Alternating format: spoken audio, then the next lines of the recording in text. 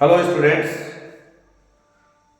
कक्षा 10 की बोर्ड परीक्षाएं आयोजित होने वाली हैं और आपको मैं कुछ इम्पोर्टेंट क्वेश्चंस प्रत्येक प्रश्नावली में से लेते हुए बताऊंगा जिनको आपको हल करके देखना चाहिए। मैं आपको वस्तुनिष्ठ प्रश्न बताऊंगा एक एक करके और आपको उनको हल करना चाहिए। देखिए किस प्रकार से मैं हल करता हूँ। ये सबसे पहले एक मेरे पास प्रश्न है जो कई बार पूछा गया है। 196 के अभाज्य गुणनखंडों की घातों का योग क्या होगा। तो आप यहाँ पर देखेंगे कि सबसे पहले बोलता है कि 196 के अभाज्य गुणनखंड।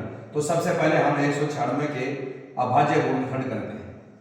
इकाई का अंक 2 के पहाड़े में है, 2 का भाग देते हैं, 2 9 18, 2 8 16, फिर 2 का भाग देते हैं, 2 चौका 8, 2 9 18, 2 का जाना बंद हो गया, 3 का भी नहीं जाता, 5 का भी नहीं जाता, 7 7 49, 7 एकम 7। यहाँ 196 के हमने अभाज्य गुणनखंड कर लिए हैं। आगे कहता है कि घातों यानी इसको घातों में बदलना है। तो 196 बराबर 2 की घात 2 गुणा 7 की घात 2। जो अंक जितनी बार आता है वो उसकी घात होती है। अब इसने आगे कहा घातों का योग। तो यहां पर आप अगर वस्तुनिष्ठ प्रश्न है तब तो आप एमएस में या एबीसीडी में ऑप्शन भर देंगे, लेकिन अगर लिखित में आ जाता है इस प्रकार का प्रश्न तो हमें यहां पर लिखना पड़ता है 196 के अभाज्य गुणनखंडों की घातों का योग बराबर, यहां 2 घात ये दोनों जुड़ करके हो गई 4। इस प्रकार आप बता सकते हो। ये प्रश्न कई बार पूछा गया है। इसी प्रकार से हम एक और प्रश्न हल करते हैं।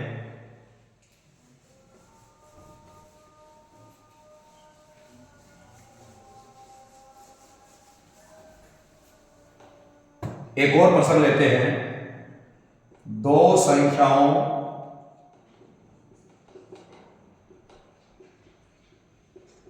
का गुणनफल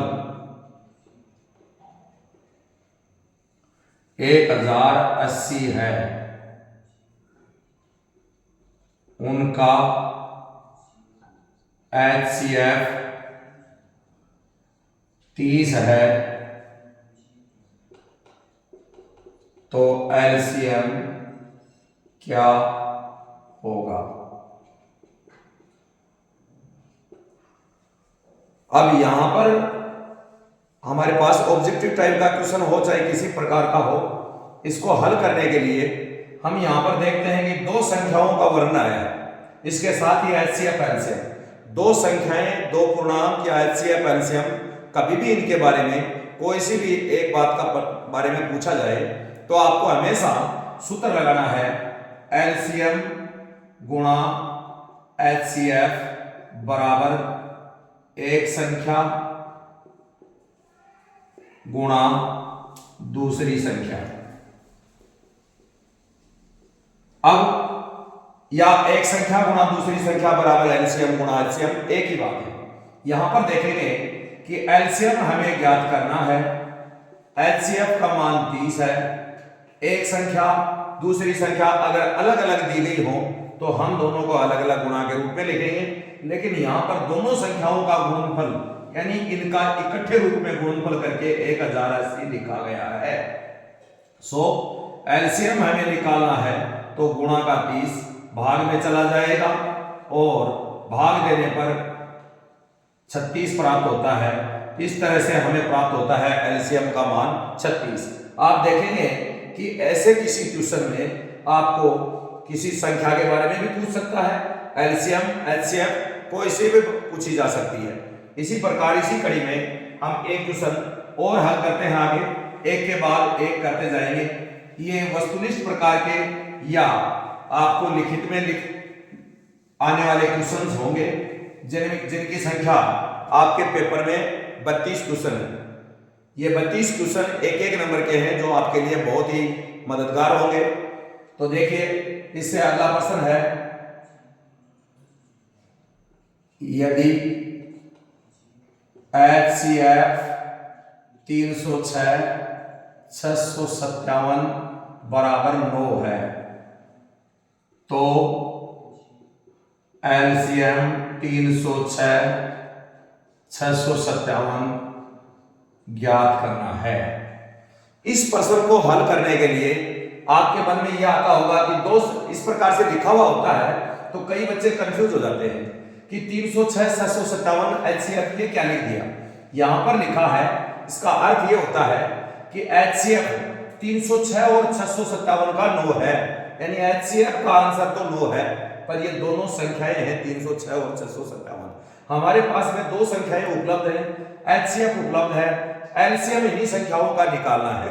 तो इसके लिए दो प्रकार से कर सकते हैं। हम हमारी विधि के अनुसार 306 और 657 के अभाज्य गुणनखंड करके इस अभाज्य गुणनखंड विधि के द्वारा भी हम एलसीएम निकाल सकते हैं। लेकिन अगर एलसीएम एचसीएफ एक संख्या दूसरी संख्या इन चारों में से, जैसा कि मैंने पहले बता चुका हूं आपको पिछले प्रश्न में कि इन चारों में से कोई सा भी एक पूछा जाए तो सूत्र लगता है एलसीएम गुणा एचसीएफ बराबर एक संख्या गुणा दूसरी संख्या।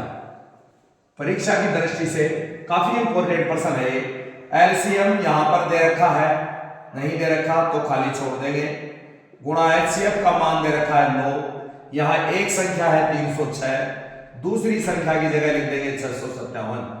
अगर हमें एलसीएम निकालना है तो 306 गुणा 657 गुणा का 9 चला जाएगा भाग में, और 9 का भाग दे करके चाहे 306 भी कट रही है 657 भी कट रही है, 9 3 27 9 4 36, इन दोनों को आपस में गुणा कर लेंगे। 657 को 34 से गुणा करते हैं, 4 7 28 4 5 20 2 22 4 6 24 2 26 और 3 7 21 3 5 15 और 2 17 3 6 18 और 1 19 8 3 13 12 2 22,338 इसका एलसीएम हमें प्राप्त होता है। मैंने आपको इस प्रकार के दो क्वेश्चंस हल करके बता दिया है कि जब जब आपको एक संख्या दूसरी संख्या एलसीएम एचसीएफ इन चारों में से कोई सा भी पूछा जाए तो हमेशा यही सूत्र लगाना है, एलसीएम गुणा एचसीएफ बराबर एक संख्या गुणा दूसरी संख्या। अब नेक्स्ट पे बढ़ते हैं, अगले प्रश्न पे।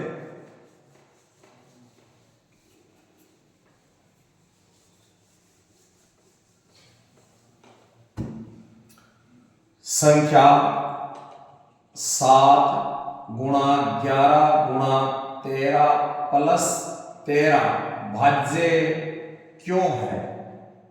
भाज्य क्यों है?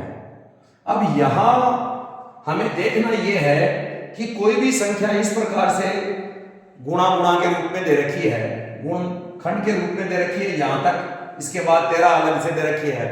यहां पर अगर मैं पदों की गिनती करूं तो यहां पद हमेशा प्लस माइनस में गिने जाते हैं, तो आप जानते हैं कि ये एक पद है, ये दूसरा पद है। भाज्य क्यों है? भाज्य का मतलब होता है किसी अन्य संख्या का स्वयं और एक को छोड़ के अन्य संख्या का भाग जाए। अब भाग जाए तो यहां पर दो पद है, 7 गुणा 11 गुणा 13, यहां तक एक ही पद होता है, प्लस माइनस लगने के बाद दूसरा पद गिना जाता है। इन दोनों पदों में से यहां पर 13 कॉमन आता है, तो यहां बच गया 7 गुणा 11 गुणा 13 एकम 13 और प्लस 13 एकम 13। अब आप यहां पर देखिए 13 सार्वय है, 13 सार्वय है। कोई भी सार्वय कब आता है? जब उस संख्या में उसका भाग जाता है। तो यहां पर देखेंगे कि 13 सार्वय है, तो ये संख्या 13 से भाज्य है। कोई भी सार्वय आएगा उसी से भाज्य है, तो मैंने इसे प्रूव कर दिया कि ये संख्या भाज्य क्यों है। ये संख्या भाज्य है इसमें 13 सार्वय होने के कारण, और सार्वय है तो 13 का ही भाग जाएगा। इसी कड़ी में आगे बढ़ते हुए और क्वेश्चन करते हैं।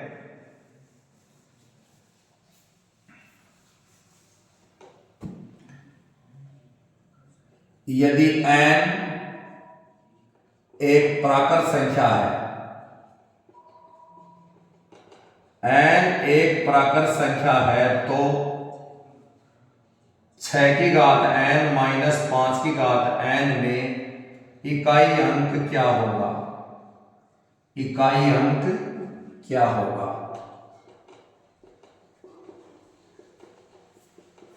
यहां प्रश्न हमारे सामने ये है 6 की घात n माइनस 5 की घात n।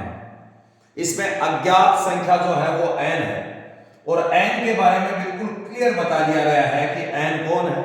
n तो एक प्राकृत संख्या है। तो हम जानते हैं कि n प्राकृत संख्या है, तो प्राकृत संख्या की अगर परिभाषा याद करें तो प्राकृत संख्या हमेशा 1 से शुरू होती है। तो n का मतलब है कि 1 2 3 4 ये चलते जाएंगे। तो इसका मतलब ये है कि जहां भी हमारे पास में n है वहां पर प्राकृत संख्या का मान रखना है। जैसे 6 की घात n की जगह मैंने 1 रखा तो यहां भी 1 रखा, एक घात लगाते नहीं है, 6 माइनस 5 बराबर 1 प्राप्त हुआ। एक बार ये रख के देख लिया। दोबारा 6 की घात n माइनस 5 की घात n, यहां 6 की घात n के बाद 2 मान रख के देखेंगे n की जगह, तो 6 गुणा 6 36 होते हैं, 5 गुणा 5 25 होते हैं, तो घटाने पर बचते हैं 11। ये दूसरी बात आ चुकी है। इसी प्रकार तीसरी बार फिर लेते हैं 6 की घात n माइनस 5 की घात n, तो 6 की घात 3 माइनस 5 की घात 3, तो 6 गुणा 6 216 माइनस 5 गुणा 5 125, तो ये घटाने पर बचते हैं 91।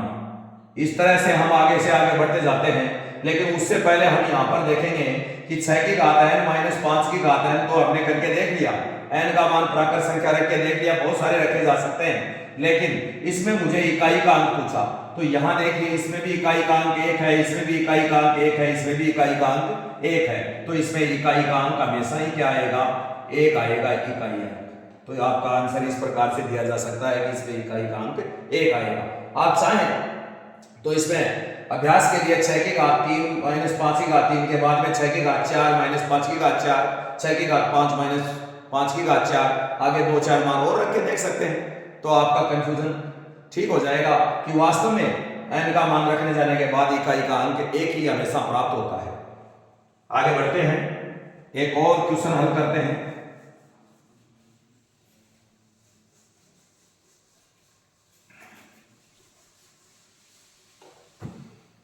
बहुपद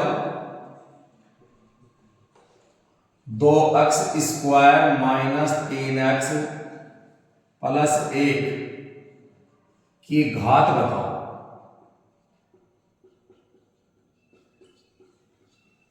छोटा सा क्वेश्चन है, आपको किसी भी प्रकार का कोई भी बहुपद दिया जाए, उस बहुपद में आपको पदों की संख्या गिनती के लिए कहे तो पदों की संख्या गिनती के लिए तो प्लस माइनस के चिन्ह गिने जाते हैं। जैसे यही है बहुपद 2x square minus 3x plus 1, तो यहां चिन्ह प्लस का है 1 पद, माइनस का है 2 पद, प्लस का है 3 पद, तो ये 3 पद है इसमें, और 3 पद वाले को त्रिपद भी कहते हैं। लेकिन यहां पर मुझे घात पूछी गई है, तो याद रखें किसी भी बहुपद की जो घात बताई जाती है वो उसके चर की अधिकतम घात होती है, चर की अधिकतम घात होती है, ये बात याद रखें। तो यहां पर बताइए, पहले पद में चर की अधिकतम घात 2 है, चर की घात, दूसरे में चर की घात 1 है, और तीसरे में चर की घात कुछ नहीं है तो 0 है, तो यहां पर अधिकतम घात 2 है, तो यहां पर हम लिखेंगे इस बहुपद की घात बराबर 2, जो अधिक से अधिक है वो लिखी जाती है। तो इस प्रकार से इस प्रश्न को हल कर सकते हैं। कभी कभी ये भी पूछ लिया जाता है कि बहुपद ax square plus bx plus c, जो कि बहुपद का द्विघात बहुपद का व्यापक रूप है, इसकी घात बताओ। तो यहाँ पर भी बता सकते हैं, सेम वही बात है। यहाँ पर x की घात 0 है, यहाँ 1 है, यहाँ 2 है, तो सबसे बड़ी घात 2 है। कभी कभी आपको कंफ्यूज करने के लिए क्वेश्चन जो पूछता है उसमें इनको घातों को घटती हुई घात के रूप में व्यवस्थित नहीं करता है, और वो लिख देता है जैसे 2x minus x square plus x cube minus 1, इस बहुपद की घात बताओ। तो यहाँ पर हम देख लेंगे 1 घात है, 2 घात है, 3 घात है, 0 घात है, तो यहाँ पर अधिकतम घात 3 है। तो इस प्रकार बहुपद की घात बताई जा सकती है। तो हमारे इस प्रश्न के अंदर बहुपद की घात 2 है। और प्रश्न हल करते हैं। ये प्रश्न बहुत इजी होते हैं, बस थोड़ी थोड़ी बातें याद रखिए, सूत्र याद रखिए। द्विघात बहुपद के शून्यकों की संख्या कितनी होगी? कितनी होगी। अब इस प्रश्न के अंदर बच्चे को एक छोटी सी बात याद रखनी पड़ती है। यहां पर मैंने अभी अभी आपको बताया था कि किसी भी बहुपद में घात बताई जाती है तो वो चर की अधिकतम घात होती है, चर की अधिकतम घात होती है। अब मैं आपसे अगर ये प्रश्न पूछूं कि मेरे पास में द्विघात बहुपद है, कोई भी नाम ही उसका द्विघात बहुपद है, तो द्विघात में दो घातें हैं, उसकी दो घातें हैं। अब मैंने इसमें पूछ लिया शून्य, तो शून्य के लिए आपके पास सूत्र है, जितनी घात होती है उतने ही शून्य होते हैं। तो यहां पर आप देखेंगे कि द्विघात है तो उसकी दो घात है, तो उसमें शून्यकों की संख्या भी दो ही होगी। कभी कभी आपको कंफ्यूज करने के लिए गणित वाला ये प्रश्न पूछ लेता है कि n घात वाले बहुपद में शून्यकों की संख्या बताओ, शून्यकों की संख्या बताओ। तो ऐसी पोजीशन में आपको कुछ भी नहीं करना है। यहां द्विघात बोला, दो घात तो दो ही शून्यक होंगे, यहां पर n घात बताई तो शून्यकों की संख्या भी n ही होगी। ये बात ध्यान रखें।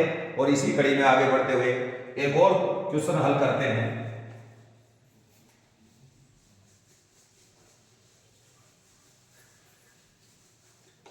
बहुपद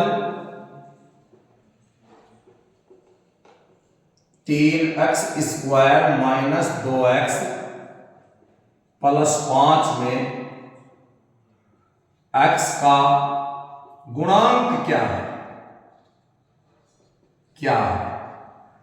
जैसा कि प्रश्न में पूछा गया है, गुणांक यानी गुणा में अंक कौन है, किसके पूछा गया है, यह बात इंपॉर्टेंट है कि यहां पर मैं आपसे यह भी पूछ सकता हूं कि x² का गुणांक क्या है, x का गुणांक क्या है। किसी का भी पूछा जाए उसी का गुणांक बताना है, थोड़ा ध्यान से पढ़ करके बताना है। यहां कंफ्यूज बच्चे कैसे कैसे होते हैं, जैसे मैं बताता हूं कि ये बहुपद तो मैंने ले लिया और इसमें पूछ लिया x का गुणांक, तो मैं लिखता हूं x का गुणांक बराबर, तो मैं जाऊंगा x के पास, यहां बीच में चिन्ह है गुणा का माना जाएगा। बच्चे क्या करते हैं, जल्दबाजी में 2 लिख के आ जाते हैं, गलती हो गई भाई, यहां पर 2 नहीं माइनस का 2 है, जरूर लगाइए कि गुणांक माइनस का 2 है। कई बार हम ये लिखते हैं जैसे 3x² माइनस x प्लस 1, ये बहुपद है और इस बहुपद में मैंने आपसे x का गुणांक पूछ लिया। अब कई बच्चे क्या करते हैं, यहां पर 0 लिख देते हैं, यहां तो कुछ है नहीं। अरे भाई, जहां गुणा में कुछ नहीं होता है वहां पर 1 पाया जाता है, माइनस का 1 होगा, इसके गुणा में गुणांक माइनस का 1 होगा। 0 किस पोजीशन में होगा, 0 उस पोजीशन में होगा जब मान लीजिए ये बहुपद आपके पास है 3x² माइनस 1 और यहां x का गुणांक पूछ लिया जाए आपसे, तो उस पोजीशन में आपके पास x जब है ही नहीं, कोई जब चर आपके पास है ही नहीं, तो उसका गुणांक 0 माना जाएगा। और अगर कोई बट्टा में प्रश्न पूछ लिया जाए, जैसे यहीं पे पूछ लिया जाए ऐसे 3x² माइनस x बटा 5 प्लस 1 बहुपद का शून्य x का गुणांक क्या है, तो इस पोजीशन में x का गुणांक पहले -1 तो था ही और बट्टा में कौन आ जाएगा 5। इस प्रकार आप क्लियर कर सकते हैं और कभी गलती नहीं करें, इसको ध्यान से देखकर करें। प्रश्न जितना छोटा नजर आता है उस पे आप थोड़े लापरवाह हो जाते हो और लापरवाह होकर के गलती करते हो, इसलिए इस गलती को दोहराना नहीं है और क्लियर इस प्रकार से हल करना है। इसी कड़ी में आगे बढ़ते हुए एक प्रश्न और हल करते हैं। बहुपद x² माइनस x माइनस 6 में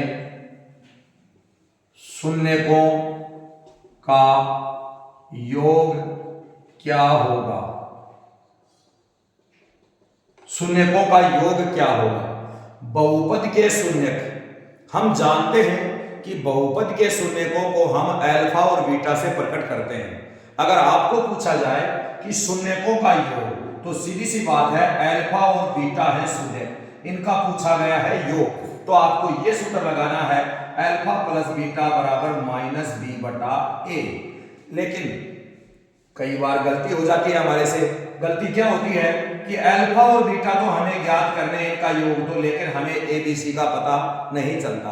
जब एबीसी का पता क्लियर नहीं चलता है तो गलती होना स्वाभाविक है। तो आपको बहुपद को लिखना है और उस बहुपद के ऊपर व्यापक रूप को लिख देना इसके पास में। इस बहुपद द्विघाती बहुपद का व्यापक रूप है ax square plus bx plus c। ये व्यापक रूप हमेशा एबीसी का पता बता देगा। कैसे? यहां पर देखिए a का मान 1 है, b का मान -1 है, c का मान -6 है। तो यहां पर क्लियर पता चलता है। तो हम लिखेंगे यहां पर माइनस का चिन्ह किसके कारण? सूत्र के कारण। b का मान यहां पर पहले से -1 दोबारा है तो -1 और बट्टे में a का मान 1 है। अल्फा प्लस बीटा बराबर, दो चीजों के बीच में चिन्ह नहीं होता, गुणा होता है, तो ये दोनों गुणा होकर के प्लस का 1/1 भाग देने पर प्राप्त हुआ 1। इस प्रकार से शून्यकों का योग अल्फा प्लस बीटा का मान 1 प्राप्त होता है। इसी कड़ी में आगे बढ़ते हुए एक और प्रश्न हल करते हैं।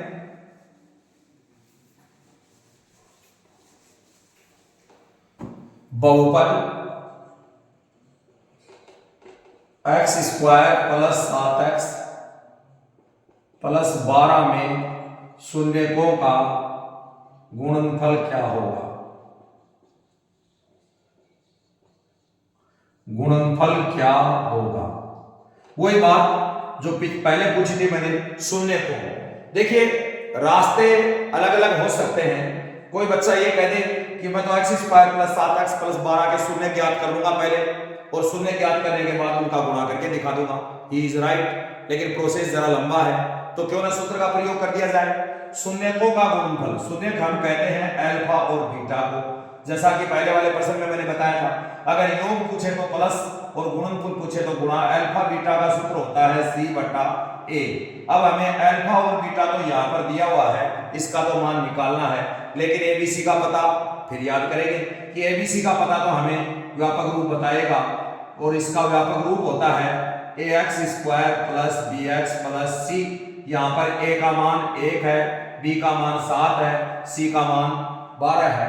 तो आप यहाँ पर के c का मान लिखेंगे 12 और बटा में 1, तो अल्फा बीटा का मान प्राप्त होता है 12 प्राप्त होता है। इस प्रकार से आप किसी भी प्रश्न को थोड़ा धैर्यपूर्वक पढ़ते हैं और अच्छी तरह से धीरे धीरे हल करते हैं तो आप बिल्कुल क्लियर आंसर लिख पाएंगे। जल्दबाजी नहीं करनी है, जल्दबाजी करने पर कई बार माइनस प्लस की गलती आ जाती है और हम वहीं पर देखते रह जाते हैं कि आंसर कोई से का कोई सा करके आ जाते हैं। धन्यवाद, अगले वीडियो में फिर मिलते हैं।